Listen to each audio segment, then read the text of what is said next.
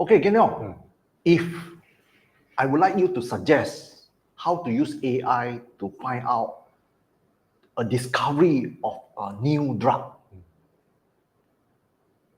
how can you do that? You can advise us. I think this one should be done by using the generative AI. Okay. So where you need to prepare a lot of the data sheet or some research paper or journal that talk about how we discover the drug previously. And then when we feed in all this information to the generative AI, hopefully it can learn something from there. And then next time when we ask him, it's able to tell us how to discover a new drug. So you want to know more about this part? Wow, like that also can. Okay, let's Sembang AIoT. Okay, it's very funny, funny beginning lah, yeah, because usually if let's say we want to find out how to use AI to discover the new drug, of course you have to find scientists, you have to do a lot of research, and then you have to do, of course, you have to stick a professional or those researcher, those paper published, then you can derive more things from there.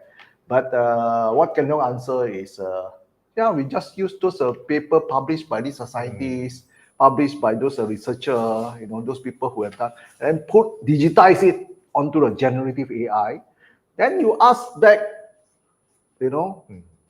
ask this Gen AI to suggest to you, or ask the ChatGPT. When you put in on the ChatGPT, you ask ChatGPT to suggest to you how. This is one part of how you can use the Gen AI, So it's very funny, right? Yeah. So actually, the AI actually make world more funny.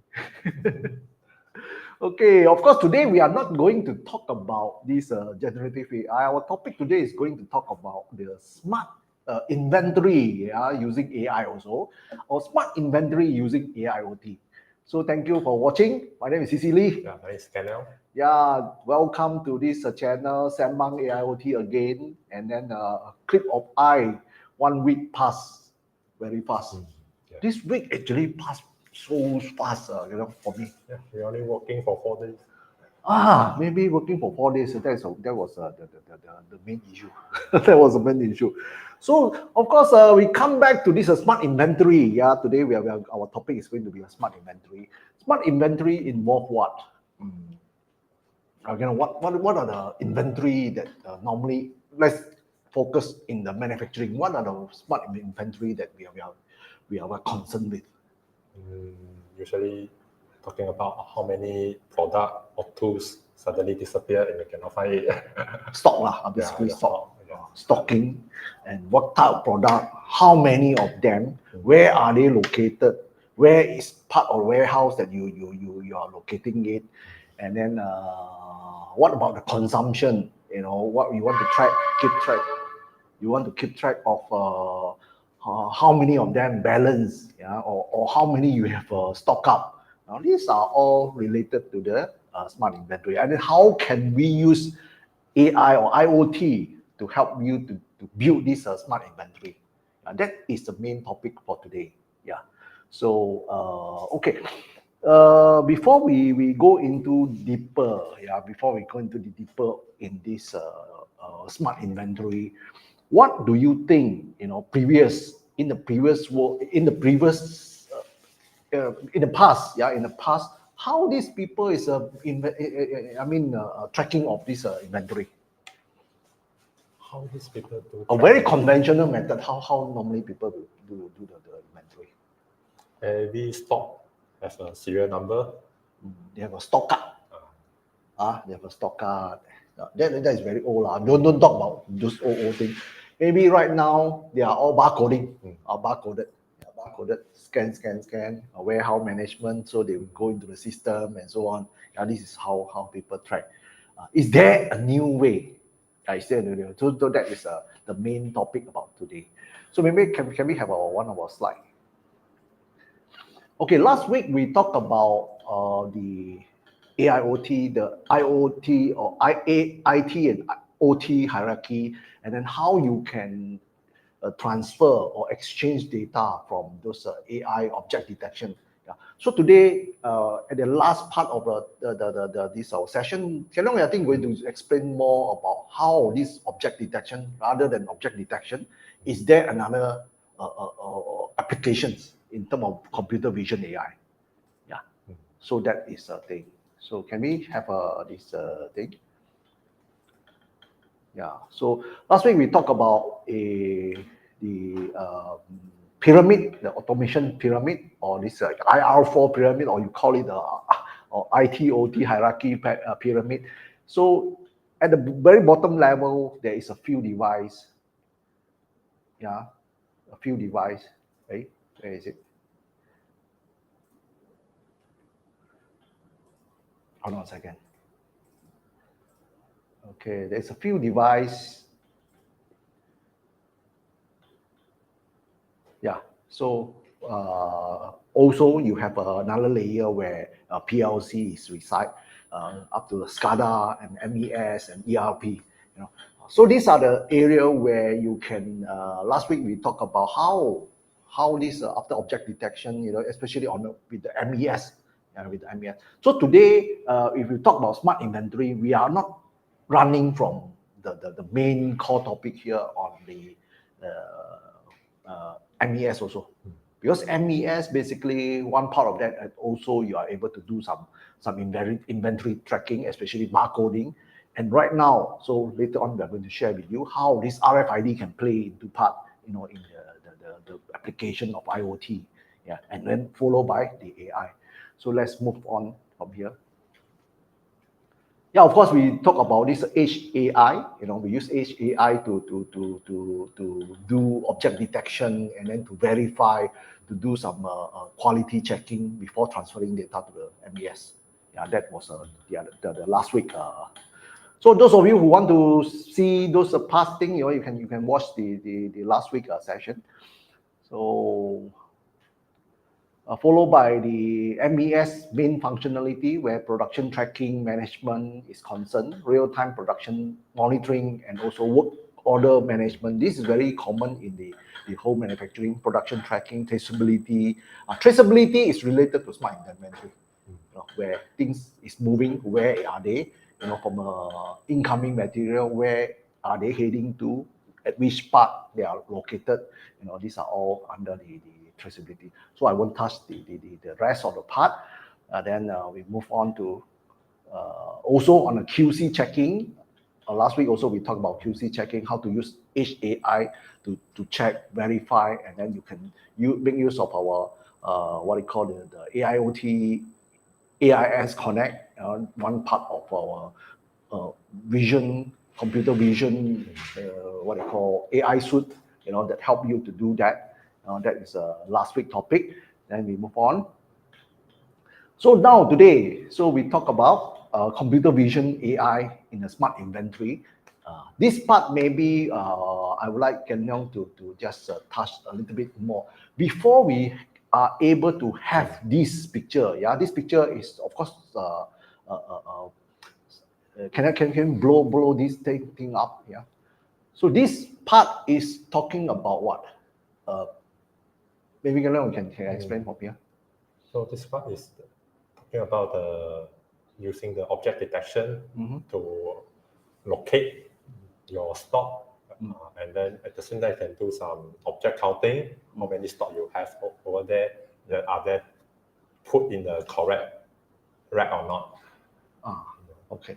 So that is one part, you know, whether it's you're putting it on the correct rack or not. But it can also use basically the computer vision can use that. You can use computer vision to identify what kind of you can classify them, what type of product, how many of them, or even OCR it, you know, what kind of numbering, how many stock for this model you have, how many stock for that you are having. Those kind of things that you are doing. Okay, so in terms of this computer vision AI, sometimes it's not so practical It's not so practical because if once you have some hidden or double layer thing, that will we don't know. You cannot do the counting anymore. Yeah. So that is one part, you know. So let's move on from here. We have another part talking about how can you use, before that, yeah, one more. No, one more. Yeah. So yeah, before we come to the, there's the middle one is actually the RFID lah, yeah. So by using, if let's say there are two key mobility mobile technology that we have. Drone is one of them, very, very useful. One drone. So you can fly a drone on a different level. Then you can keep track of all. Definitely not gripping the thing lah, yeah. The picture is is gripping the thing is maybe not yet, but mainly if let's say you are able to scan, using a camera, you stream down. Can we do that? Yeah, can. I think even gripping the thing also possible. Yeah, I think it's there, but today we don't to go to the gripping lah, because on let's say you want to check the inventory at a different level. Is it possible to have that? Yes, it's possible. So we can use one of the mobile technology where drone is able to put into practice. We do have several of partners or friends who build drone. Yeah, one of them is an Asian drone. Yeah, it's one of the Malaysia IoT Association member. So we know them very well. Yeah, so they have they also having a teaching class on how to fly drone and things like that. So with the camera they carry along, that when after they stream down this image, you can use basically. I don't think you are going to put the AI engine onto the that one is not edge because it will eat up a lot of this power. But you can stream down to the host on the main to analyze, to identify, to do the counting for you, everything, those things I think is possible. Yeah, that is using drone. By the way, if you are just starting to watch us, you are on this Sembang AIoT. We are doing this live every Friday, 4 p.m. Me and Ken Leong here always talk about some of the, we share some of the technology, especially AI and IoT that we are talking about. Mainly are on the industrial IoT and or industrial AI application, or mostly are in the industry. Yeah, these are the area where we are talking. I know in this area, this is very niche. We do not have many followers, but if you find this channel relevant, you can always follow us and like us and also share. These are the things that your support actually helping us to do more from here. So of course, if you do have some what they call the idea or some question, you can interact with us live. This is a live, yeah. So you can talk to us, or you can send message, in this chat box. Yeah. So the other mobile technology that we have is this AMR. This AMR is basically this one. Yeah. This one. Okay. Yeah, this one of the Axiomtek AMR builder support package is another area where we are focusing, where we can just leave it here. We can sit here, no problem. Yeah. So this piece we have just received back. Those of you who has followed us in the past, maybe 4 or 5 months ago. 6 months already. Half a year ago, yeah. So we do have a prototype, we do have a prototype which is running on the Scuttle. It's a Scuttle robot, it's a Scuttle AMR, but it's built in with this Axiomtek builder support package right now, because the other day we sent back to Taipei. The Taipei team actually built everything, and then they use back the same very primitive LiDAR sensors, and then very primitive thing, motor controller. They use exactly the same Scuttle prototyping to allow it to do some navigation, to allow that to do some what they call mapping and so on. according to them, we just got it back 3 days ago. So we do not know how is it working yet, based on the one of the colleague in this Taipei, they say very, very accurate. We don't know yet. So next week we are going to have more, and if we have chance, we are going to interview the scatter robot boss, at this maybe we are going to have that in a technology park. Where is the technology park? Under Meranti, their office is they have one office there. So we are going to do an interview there. We are planning. So we only talk about autonomous mobile robot. How to build the autonomous mobile robot. That is the thing that we are going to do. So again, for those of you who just join us, do send us some idea or comment or anything like that. We welcome all the ideas. So of course, we only talk technology. We try to bring up more technology, smart technology, especially. We started because of the Industry 4.0, Industry 4.0, and then how to use Industry 4.0. This morning, actually, we met up with one of our customers. It's 2.0. So how can we do from 2.0 we jump to 4.0? That is another thing that we are trying to do.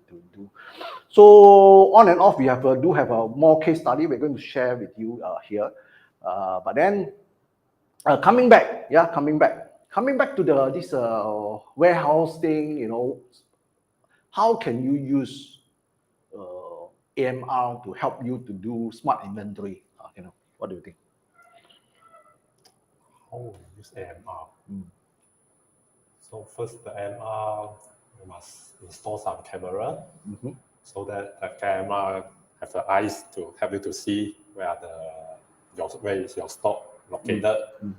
So behind is running some object detection algorithm to help the AMR identify the stock and their position. And then next, we also need some like OCR.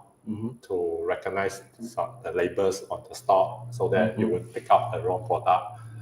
And that's it. The two basic functions the AMR must have. What about the AMR carrying the RFID together? AMR carrying RFID? You mean the RFID transceiver? Wow, this one I never think about it. Is it possible? I think it's possible. It's possible. You carry just like a human being. You see, we talk about smart technology, we talk about smart mobile device is to help you to replace your leg, to replace your hand, maybe not hand, to replace you to have a very high level. You use drone to fly, you don't need to climb there. That is the technology that we have. That's why in this Industry 4.0, some of the components, some of the pillars and some of the components, one part of it is drone and also the mobile robot, other than IoT and AI, other than IoT. So that is actually one whole set, it comes with a combo, whether you use it or you don't use it. So in this case, actually, our prototyping of this AMR, we do have a 3D camera. But how much 3D camera is able to help you to do some scanning? Of course, you want to do this QR code scanning, you want to do this OCR, you actually do not need a 3D scanning. But one of the prototype come with this Intel 3D RealSense camera. This part is able to allow it to be able to identify the depth of it. The depth of the surrounding. So stay tuned. Next week we are going to bring more autonomous mobile robot. If we have more time, we can talk about some computer vision AI built in together with it. Because last time we do have, but it's more on the loosely connected. So that is one part. And then we go back. How can you use? This part is on RFID. You see, when we visited some of the factory, and then we visited some of the place where they want to have they already suggested or they already have this RFID, but somehow or other RFID still miss. Why miss? Yeah, some tag is hidden or some tag is not able to transmit properly. Sometimes miss. So it creates some kind of what they call the concern. Maybe my stock is not properly read.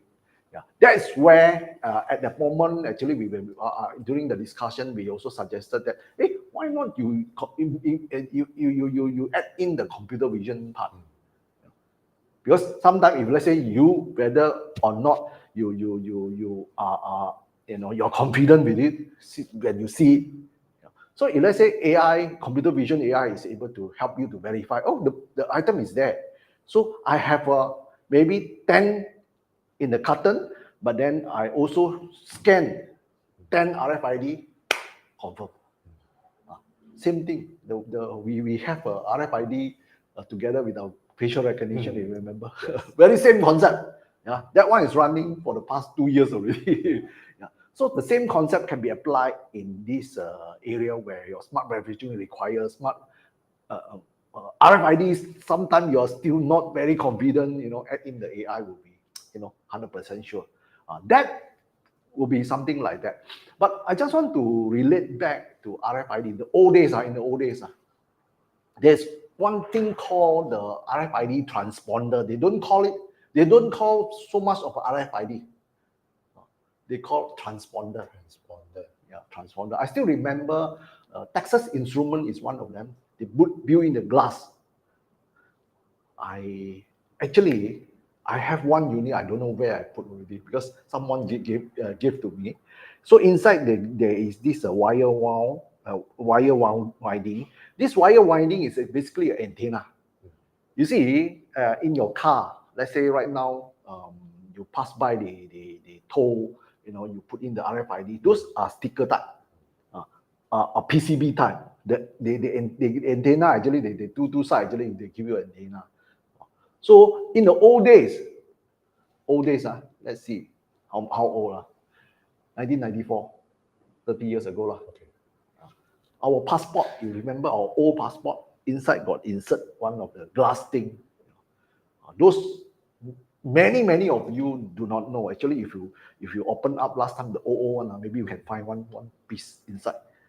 So that is it can transmit quite far.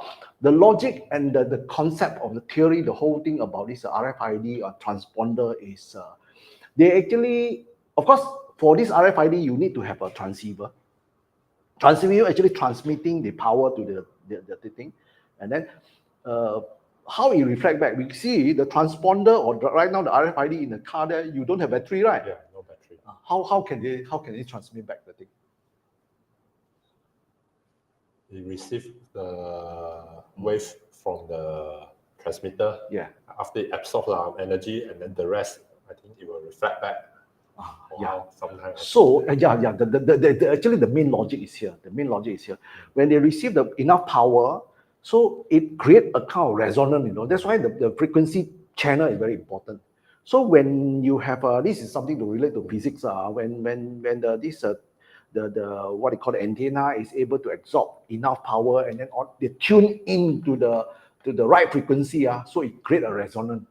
This resonance is very powerful. So it's 100% received.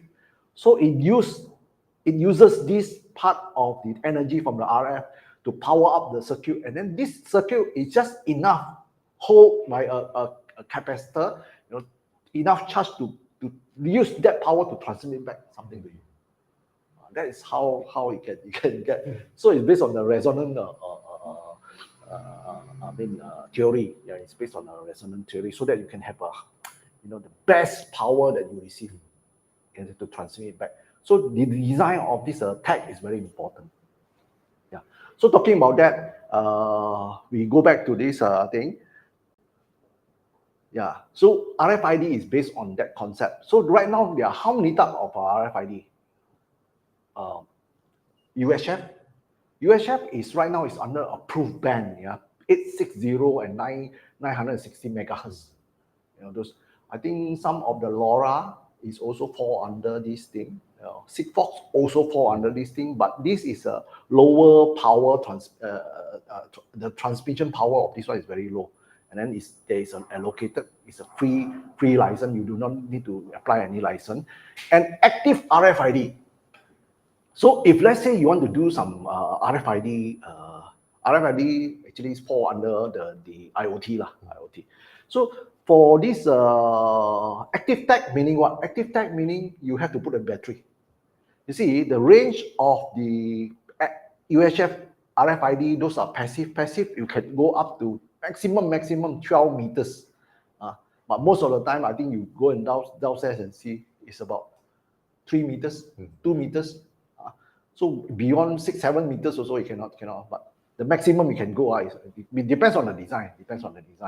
And then plus active tag can, you with battery, you can do up to 100 meters. Just like Wi-Fi lah, 2.4G. You know, you can transmit. I can ask, you can give me. I can scan you.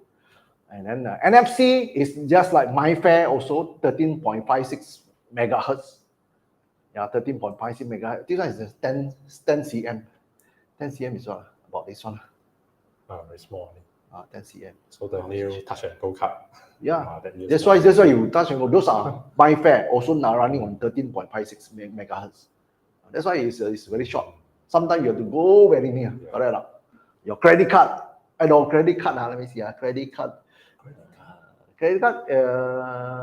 Old credit card using MyFair. Right now, I don't know. Maybe they use a new one, the PayWave. The NFC already lah. Maybe. Yeah, NFC. That's NFC. MyFair. Right now it's NFC. So there is another one called RAIN RFID. Actually, it's a UHF also, but it has a standard called EPC, product code. You know, EPC Gen 2, ISO. These are the standards. Also 12 meters. So in terms of a factory, you want to implement those things. I think it will fall under most of the UHF. Yeah. So you want to have a coverage of 12 meters. I think that is mainly. So okay, let's move on. So yeah. So this is going to be the last one in terms of implementation of RFID and vision AI. In this case, you can see. Of course, very first you have the left hand side, you may have a process with the MES. You want to do RFID. You want to do the past thing that we talk about, the object detection, verification, QC verification. But that one carry with the RFID, let's say. So you want to verify, and then you have to track that. And then you want to put into the. Hey, by the way, RFID also you can write. Not only reading. You can write, you can mark it inside, you can send something to write. Or you can store data inside. Yeah, you can store data inside. There's just a lot of these bytes for you to store. So that's why you can change. Depends on the usage. Okay. So the bottom one will be your warehouse. So both of these kind of thing can be implemented using the computer vision AI plus RFID. Yeah. So the RFID in the picture there is one of the very good one, the 𝐶𝐫 RFID transceiver, which I think is a very good one because they have this they are able to support those metal tag. You know. So RFID, the most challenging part is to have a RFID that is want to stick onto those metal. You know. So for your RFID in a car, they don't stick in your body. No, they stick on the windshield there. Your windscreen or your light, right? The front dash light, right? Yeah. Those are either glass or what? It's never metal. Yes. So that's why that RFID is still applicable. So from there itself, as we are promoting or we are designing or we are working with partners in designing some of these the architecture for this smart manufacturing, especially on this part, you are able to share data over to on-prem database, you know, also a cloud kind of thing. So with that, also you are able to track, you know, you want to run your cloud to track these people. Can I use, you know, can I identify where are they, you know, if let's say I have those data. Yeah, can. Ah. This is possible. So I can have okay, it's right now in the warehouse, or right now in the process 1 or process 2, or where, you know. So for this tracking, I think it's very practical, that one. Plus, plus you are able to also, you are able to exchange data to the ERP, especially those ERP software, they want a real time, you know. So customer is calling, where are you? You know, when are you going to deliver to us? Correct? So that can be interacting with this the on-prem cloud or cloud kind of database or historian. Yeah. So that can be part of that. So I think that picture, I hope is clear enough. You know, that is to end one chapter of our what we call the integration from RFID, from computer vision AI. How can you use both of them to apply in some of the smart inventory, or even in your process, you know, with the MES and also to the ERP and then to the cloud. You know, these are the whole piece that conclude everything. But very important thing is Ken Leong to talk about this part. So in the computer vision AI, we know we have, last week we talked about object detection. Is there any other thing fall under this one? And then can you also explain to us how this thing work, and what are the I don't know whether it's fall under CNN, the convolution neural network. What are the thing? What are the big names inside the whole thing, in the framework of computer vision AI? Maybe you can explain to the audience. So we go to the slide there. Okay, so beside the object detection, actually before the object detection, we have the image classification first. So because the classification is something that more easier to achieve compared to the object detection. So when we do talk about the image classification, usually we are talking about want to identify what is the object in the image. So for example, in this case, the question that we ask is this a dog? So the AI will to answer whether this one is a dog or not a dog. Okay. And then for the object detection is what is there in image and where. So now we have extra information. We want to know where is the object in the image. So besides we know what are the things in the image, we also want to know the location of the object in the image. So actually beside these two, there are a lot more. So but these two is the most basic, the fundamental in the computer vision. But it's mostly used. Yeah. They are most oftenly used, right? Yes. Most oftenly used in the computer vision. What is, I still don't quite get, what is actually the classification and the detection? What are the main thing that make them different? Object detection provide you the coordinate of the object in the image. Okay. And then the classification is they have a different, what they call points of different key features that make them different. Classification just tell you what are the things inside the image, but it cannot tell you where are they in the image. If let's say if the image not only contain a dog, but also contain a cat, so it will tell you there's a dog, the cat, and then with their confidence level, how many %. That is under classification. Yes, but it cannot tell you the position of the dog and the position of the cat in the image. Okay, now I want to ask you, in the defect detection, let's say we create a thing, we have this defect. In one product, maybe they have 3 defects.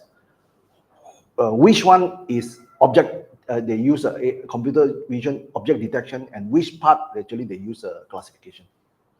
Usually for the defect, people will use the object detection. Enough. Yeah. Usually the object detection also combined with the classification already. At the moment it able to identify the object, the next step you will do the classification. It will tell you what are the things that it locate. Okay, so for that part, let's say we are training the computer vision AI model, usually let's say we use a TensorFlow. We use a TensorFlow.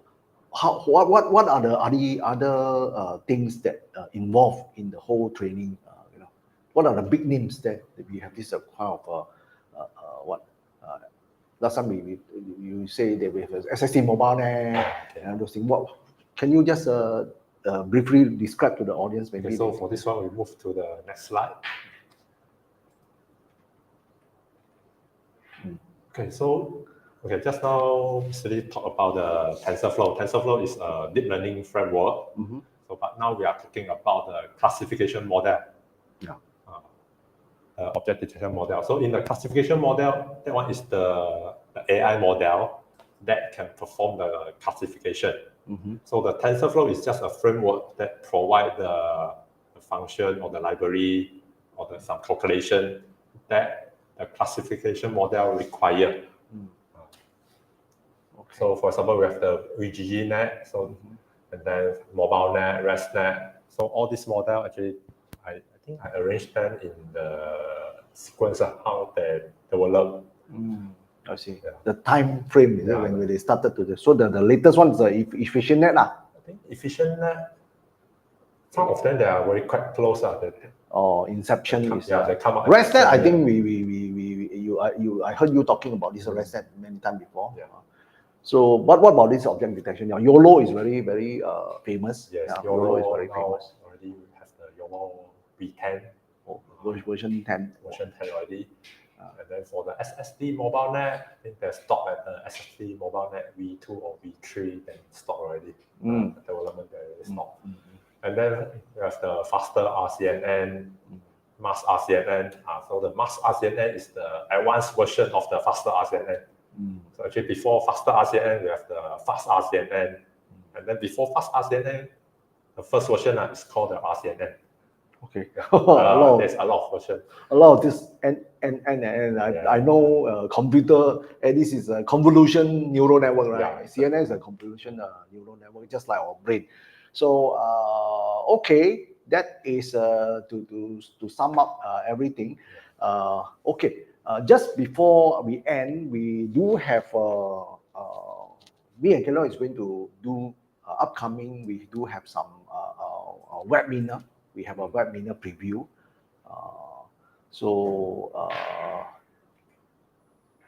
You have another slide to talk about that. Okay, no? But doesn't matter. That one. After you attend the webinar, you know. We do have a webinar. I think it's going to happen in sometime 31st of July. 30th of July. This is kind of preview for our AIoT masterclass, which is going to be a 3 days masterclass.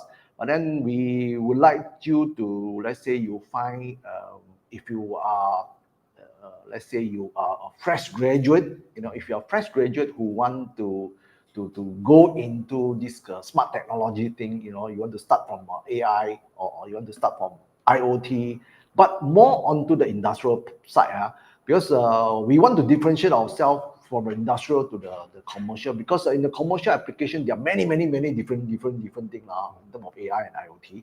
But in industrial, of course, we have to follow a certain standard because of reliability standards and so on. So we are going to be more on the industrial side. So for those of fresh graduates who want to go into which field, this is a good time for you to just come in and listen to us. It's good, to have. We are going to share some in-depth of how this AI and IoT is being, used in the industry. This is one part, and also we talk about some real theory, like those things that 𝐿 spoke about just now. They are inside, and for those of working adult who want to, previously maybe they study IT before, they study computer science before, or right now they are working in a different field, but they want to jump back to the technology field, or they are studying in any discipline at all, so they are right now working in a very related, related to technology, but they want to know more how they can step into the industrial world, especially on the AI and IoT. Of course, not AI and IoT we do have AMR and so on, but let's talk about IoT and AI only. This part we do have what they call our masterclass do cover some of this content and the teaching inside, and it's all we were having that in a very hands-on manner where you need to really do the hands-on. Even the building of the AI model also you are going to do hands-on. Yeah, this is one part. And for those of you who are entrepreneur who are startup, they want to start up, they start up their business, but maybe it's related to technology. Sometimes it's not really, but then you can also learn how technology is able to help you in building your business or building some of the solutions. Let's say you are providing some digital services to some of our clients. These are three main categories. Of course, we welcome everyone. We welcome everyone. So so you can scan the QR code if let's say you are interested. We are seeing you in the webinar. So is there any more that you want to add? So just